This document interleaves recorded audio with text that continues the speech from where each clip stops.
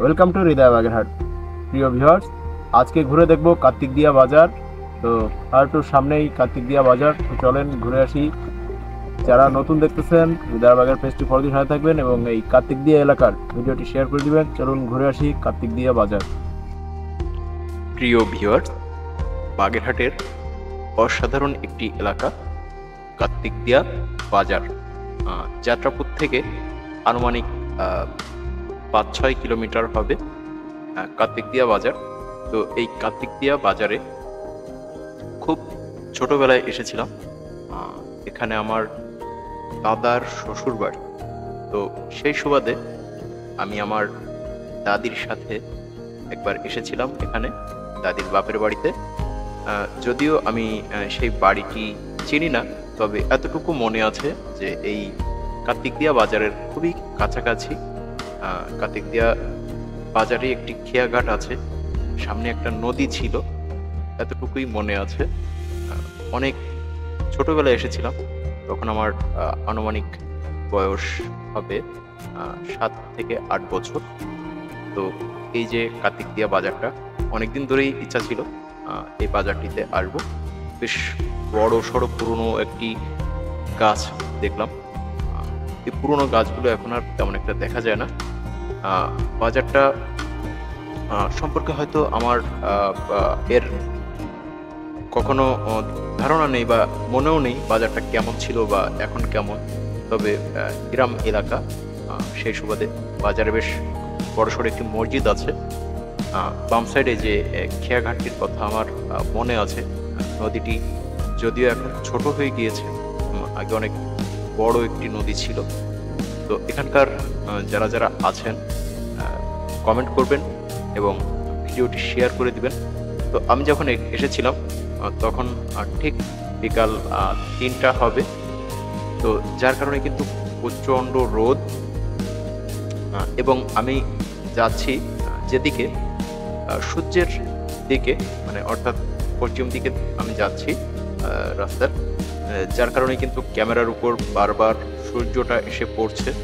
তো আসলে বিগত মানে অনেক বছর আগে আমি এখানে এসেছি, মনে নেই তেমন একটা, এই এলাকা সম্পর্কে ধারণা নেই।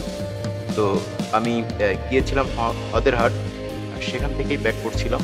তো আগে অন্য সাইড থেকে এসেছিলাম, এবার এদিক থেকে যাত্রাপুর চলে যাব। তো যতটুকু সম্ভব তুলে ধরার চেষ্টা করছি। সবুজ শ্যামল মনোমুগ্ধকর পরিবেশ, চিকন রাস্তা, গ্রাম এলাকা। আসলে এই গ্রাম এলাকাগুলো আমার ঘুরতে খুবই খুবই ভালো লাগে, যার কারণে বারবার ছুটে চলে আসি এবং বাগেরহাটের প্রতিটি এলাকা তুলে ধরার চেষ্টা করি বা তুলে ধরছি প্রতিনিয়ত।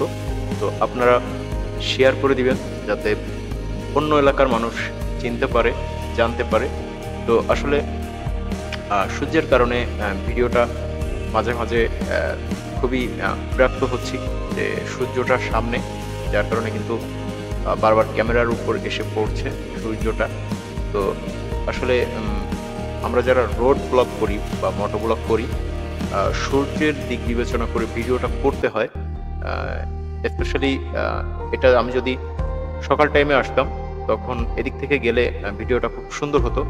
তো এখন যেহেতু বিকাল, সূর্যটা পশ্চিম দিকে, যার কারণে আমার এদিক থেকে আসলে ভিডিওটা খুবই সুন্দর হতো সূর্যের বিপরীত দিক থেকে। তো যাই হোক, কিছু করার নেই, আমার এখন এদিক থেকে যেতে হচ্ছে। যদিও আমার জানা ছিল না আগে থেকে যে এদিক থেকে গেলে এখন ভিডিওটা খারাপ হয়ে যাবে বা সামনে সূর্যটা থাকবে। সেই ধারণাটা থাকলে অবশ্য এই পথ থেকে আসতে পারতাম। তো যাই হোক, ভিডিওটি আমি দীর্ঘ করব না, যেহেতু সামনে সূর্য, ভিডিওটা বেশি একটা ভালো আসছে না।